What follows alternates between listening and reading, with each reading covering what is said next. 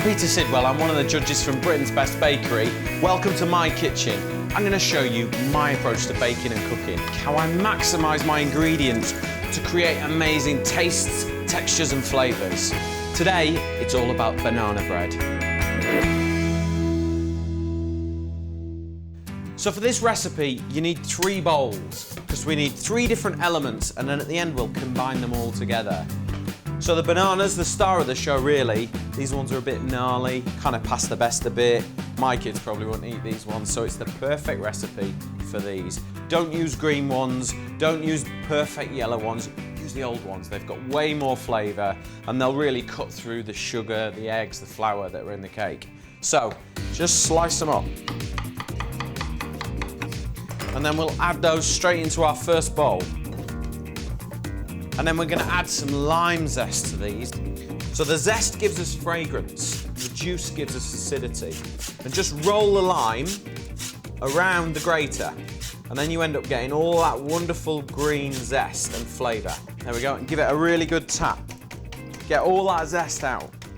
There we go. Keep those, we'll need that for something else. Okay, put these bananas to one side. So that's one bowl. Our next bowl. This is where the recipe gets a little bit different. I'm actually going to be using 250 mils of creme fraiche, and we're going to add some bicarb to this, and that's where we'll get lots of air in the cake and it'll be nice and light. So just spoon the tub in. This will give a natural kind of sourness to the cake as well, which is what you want when you're adding lots of sugar and things like that. So we've got some bicarb. This is going to react with the acidity of the creme fraiche and it's going to create air pockets. Give it a good stir, make sure the bicarb completely dissolves in there, and that's it. Leave that for 5 minutes while you get everything else ready. So we'll put that to one side. Okay, so we want some eggs. 2 medium eggs, free range. Just crack those in. Beautiful orange colour on those yolks. We'll get a whisk. We'll just whisk those together. We're not trying to get loads of air in here, we're just trying to beat them up. Okay, now, I've got 275 grams of golden caster sugar, and if you look at that, golden caster sugar gives you more flavour. Way more flavour than white sugar. You could even use a soft brown or a dark brown if you want to. The darker the sugar, the more treacly kind of flavour you're going to get. So 275 grams straight in there. And then I've got a little bit of cinnamon. We'll just add that in. About half a teaspoon. That's it. Just give it a good whisk. And just bring all those ingredients together so you get one texture. Put that to side. That's all 3 bowls done. So all we need to do is we need to melt a little bit of butter. 100 grams we need. Pop that straight into a pan. And then I'll get another pan on. Non-stick frying pan. And I'm going to toast some pumpkin seeds. Give them an amazing crunch and texture. They're really nice as they are, but we're trying to elevate every single ingredient in this. So, you know, they're okay, they're kind of crunchy, but not as crunchy as they could be. Certainly nowhere near where I want them to be. So, put them in the pan, and in the rest. Wow, you can hear them crackling away, that's good. And then we're just going to add a touch of rapeseed oil in here, and a little bit of honey, so you'll get just that little bit of sweetness. And you can see the honey straight away, it's melting. So we're just going to add in some poppy seeds, a good tablespoon there, and then just sprinkle those in. Give it a good stir. So they're beautiful, they're nutty, they're crunchy, great flavour, great texture. A little bit of sweetness, a little bit of saltiness, and a lovely crunch. So we've got all the elements that we need for this banana bread now. It's just a matter of bringing them all together, mixing them carefully, and get it in the oven. So, bananas, bit of lime zest in there. Let's just mash these up with a fork a bit. You don't have to mash them all up, it's not like baby food. You know, you can leave some pieces, some chunks in there, but it's worth just running it through with a fork a bit. And once you've got that, get your pumpkin seeds and your poppy seeds and just get all those in there. Give that a mix together. Okay. So you remember the creme fraiche that we put the bicarb in? Well, if you have a look at this, you see those air pockets? That's the bicarb that's done its job. It's reacted, it's caused a chemical reaction actually, and it's given us a really light aerated mousse. All we now need to do is get all our other ingredients into this bowl and then fold it together. So, our egg mixture, let's just pour that in. So use your whisk, get it all out. It's really important not to do any mixing until everything is in the bowl. I can't stress the importance of that. Okay, so we'll add our bananas and our pumpkin seeds and poppy seeds. They can go in. Okay, our melted butter, let's pour that in. And then finally, I've got 250 grams of plain flour. Now, just scatter it in. Don't just turn it upside down and dump it in. Just scatter it along the top. Okay, now here comes the technique bit, okay? So when we're folding, take your spoon with one hand, take the bowl with the other, and just turn them in opposite directions, okay?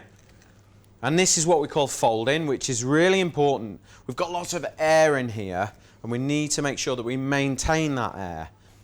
So just keep working the bowl, yeah? And eventually, look, you'll end up with the same texture. All the flour's been really slowly incorporated. You've not rushed it, and you'll have a lovely light aerated texture, which is exactly what we need.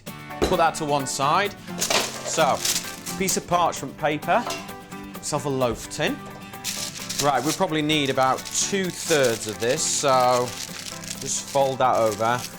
Just use your thumb and really press that line so that then you can not bother with the scissors, leave them in the cupboard and just tear that off. Now, the best way to get this to line your loaf tin is nothing more than this. Scrunch it up, makes it a lot easier to work with, and then it will fit in there. And it will get into all the corners. Just use your finger just to line it in. And then take your mix, and then we are just going to pour this straight in.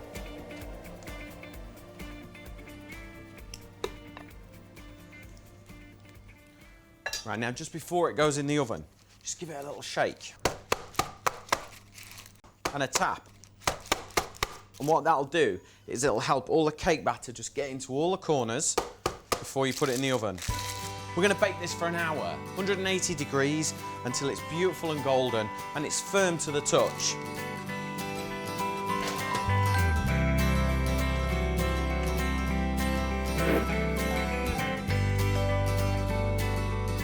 I talked about giving this cake a real kind of hit of flavour, and the way I'm going to do that is with a little bit of lime and some icing sugar. Now, I'm not going to make an icing. This is just a nice glaze that will just soak into the cake as it's warm and kind of give it a little glisten, but it'll give it a lovely sharp kick of lime flavour. So just cut your limes in half and then squeeze the juice. And if you want more juice, turn them inside out and squeeze again. And then you want 2 tablespoons of icing sugar. All we're trying to do is kind of just take the edge off the acidity of the lime and just create a beautiful tang. Just stir that together. So remember, this is not an icing, it's just a nice little glaze. And that will do the job nicely. It's quite a good thing to do for any cake, really, is, you know, if you're making a beautiful Victoria sponge, just as it comes out of the oven, a nice little brush on there. So, let's have a look at this cake. Right, there we go. So, I've got one of these like metal kebab sticks. If I pop that straight in, just give it like 5 seconds, okay? And then pull it out. You can see, look, completely clean. That means it's cooked. Now, if any cake batter had come back out on there, I'd know it wasn't cooked in the middle. So it's a really good way just to check. And do it in a few places as well, just in case you've got a hot spot in your oven or something and one end of your cake is cooked. But I can see that's clean every time, okay? Brilliant. Okay, so, got my dressing, okay? Little pastry brush, just give it a good stir around, make sure any of those lumps are gone. And then, while the cake is warm, just give it a brush. And what it does is it gives it a lovely shine. What it also does is it gives it that lovely little tang. So each slice of cake that you get that nice little hit of lime. So that's enough. So you can see on the cake here, look, it's got a beautiful glaze to it.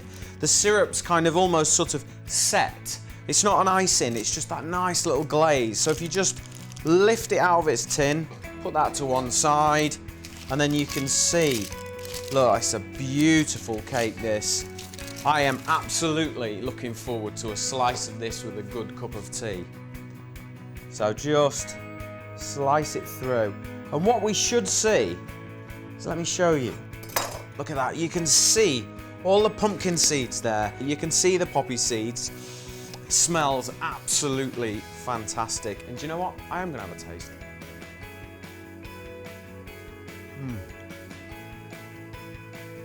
It's got a beautiful texture to it.